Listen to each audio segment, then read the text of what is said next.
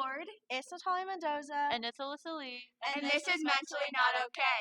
Welcome back, guys, to our podcast where we talk about mental health and all the mental health issues and struggles that us kids and the younger generation experience on a daily basis. Remember, our podcast is going to be talking a lot about really serious things that may be triggering, so please listen at your own risk. In today's podcast, we have an amazing guest. Her name is Malayla. She is a high schooler with us in Upward Bound, and she's going to be talking about her sexuality, and we're just going to be interviewing her. So, Malayla, tell us a little bit about yourself. Hi, I'm Alayla. I'm 15 and I'm pansexual. We love that. Well, thank you so much for being on our podcast. So, like Natalia was saying, we are just going to be talking a little bit about sexuality in the LGBTQ plus community. What was the process of discovering your sexual identity throughout high school? It was kind of difficult. Well, I discovered my sexuality in middle school, but I just recently came out in high school. So it was a difficult process for me to actually understand myself. Yeah, last podcast when we were talking about our sexual orientation and stuff like that and how we feel about it, we were talking about how it's really hard to come out, especially to parents and friends, like being judged. We completely understand that with all of us having to go through those struggles. It's also pretty awesome you found your sexuality in middle school so young, but I guess during this day and age, like, it's not easier to come out, but there are more people that are likely to be like you. For sure, and I definitely think middle school and high school is definitely one of the places where you learn more about your sexuality and you get introduced to more people. So, what were some of the struggles that you faced in middle school and throughout high school with like finding your sexuality? I feel like there's not a lot of representation around pansexuality, so that was pretty difficult. And like a lot of my family members are pretty homophobic, so that's pretty difficult. Actually, our tech person, Miss Alyssa, she actually is also pan, and she was talking about her struggles with pansexuality also, and maybe family not 100% agreeing with her orientation. Can you maybe, for those who are listening don't know what pansexuality is, can you explain what it is? Basically, I just love everyone. You would date any one of us? Okay. I'm kidding. So, you started to know a little bit that, did you know right away that you were pan in middle school, or how did that go? Well, it was a process. My mom graduated in Utah, and then outside of her hotel there's a pride parade. So then after that I was like, I wonder what this is. So then I started doing research and I found pansexuality. Are you coming to the pride parade with us? We're thinking of going. Can I come with you? Yeah. Please? Wait, please take me. I want to go so badly, but like I don't have any other friends. Yeah. That would be so much fun. And like with our viewers, we already said like y'all can come with us. So, are your family and friends accepting of who you are? My friends are accepting, but my family, I don't know.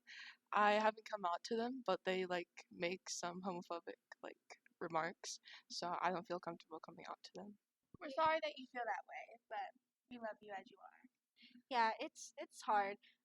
Thankfully I come from a pretty accepting family, mostly because my sister is bi and my other sister's lesbian, so my mom can't be not accepting unless she wants to lose 3 of her children, which would not be fun. But I definitely, like, my grandpa makes so much homophobic jokes, so I 100% understand where family can be an issue when coming out. For sure. I feel like my family is like definitely more of a masculinity family. We're not the biggest on like hugs or saying like I love you or anything like that. So a lot of people in my family, especially my sister, they are part of the LGBTQ plus community, but I feel like even if I were or someone else in my family were to come out, it's very looked down upon, which is kind of weird to explain in my family, but I definitely feel that. So do you have any advice to others who are still struggling with sexuality and finding their identity? I would say you don't have to find out.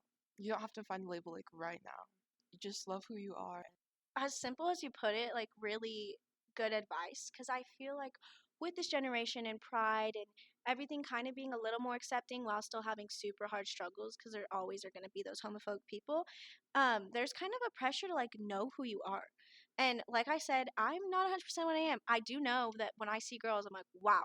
But I also know, like, is that a wow? Like, I want to date you, or like, I just really think you're a gorgeous person. So I'm still trying to find myself. It's difficult. So I would also say I'm a sophomore, maybe a sophomore now, and I'm about to be 15. So I still don't know what the hell I'm doing with my life. So, are you currently dating anyone? I wish. No. I offered all three of us. I'm just saying. I'm kidding. Haley's straight. She doesn't want girls. I'm kidding. I'm kidding. I'm kidding. Haley loves everyone. Like she said, she flirts. She flirts. So, I don't know what other questions to ask her. I don't know. How's your day going? It's pretty good.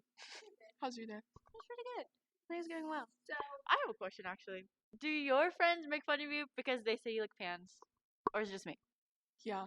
Okay, just Sent me so many yeah. TikToks. Some pictures of pants. Like, I know, right? Oh my gosh. My sister sent me this TikTok. It literally was like just a person washing pans, and she was like, "Yeah!" Oh my god, it's so stupid. You know, that's hilarious because my sister sends me bi girl things. Like, it'll be like, oh, the colored hair or the cuffed jeans. And I'm like, hey, maybe I just have a sense of style. Maybe bi people are just good at dressing, you know? My sister's like, nah, you're bi. I'm like, what? I mean, maybe, but it's funny. TikTok is always trying to tell me that I'm gay all the time. I'm on gay TikTok. Like, I'm not on straight TikTok.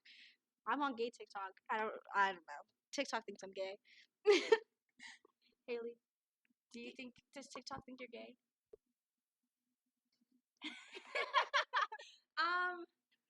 I don't know. It's not that hard of a question, I promise. No. She's like, if you saw her face right now, she's like thinking of it like an interview question. She's like, how do I word this properly? Like I'm just thinking of what's like usually on my video page and stuff, besides cat videos. Cats or dogs? This is a very important question. cat dog. Cat dog? Yeah. Cat and dog? Yeah. Okay. That's a reasonable answer.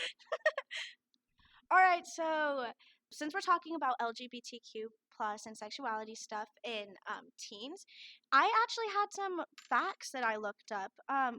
What's so crazy is 40% of homeless teens in the United States who come out are thrown out of their parents' house.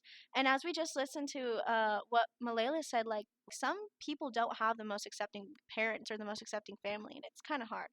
Another one is 4 in 10 LGBTQ plus youth, that's 42%, say that the community which they live in is not accepting. That's just so hard. Can you imagine being a teenager wanting to come out and the people around you and the family you're with just does not accept you? I don't know. That's mind blowing to me. LGBTQ plus youth are twice as likely to experience physical assault at school, according to a study by the Human Rights Campaign. That's so crazy. Like, imagine being pan or gay and having to go to school and just know that you're more likely to be assaulted because of the people you love. That's just insane to me. And then I have one more fact. The Centers for Disease Control and Prevention reports that the LGBTQ plus youth are at greatest risk of depression, suicide, and substance abuse. And I mean, how can we judge them, or how can we be like, no, no way? Like, if multiple people in their family or people around them like hate them or judge them because they love more than one gender, or they're a girl who loves a girl. It's just crazy. Alrighty, guys, thank you so much for tuning in to our podcast.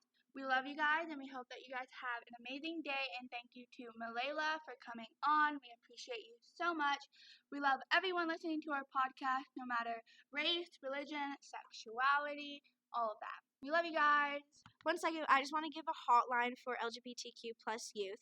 So if you're ever needing someone to talk to, free of judgment, call 1-866-488-7386.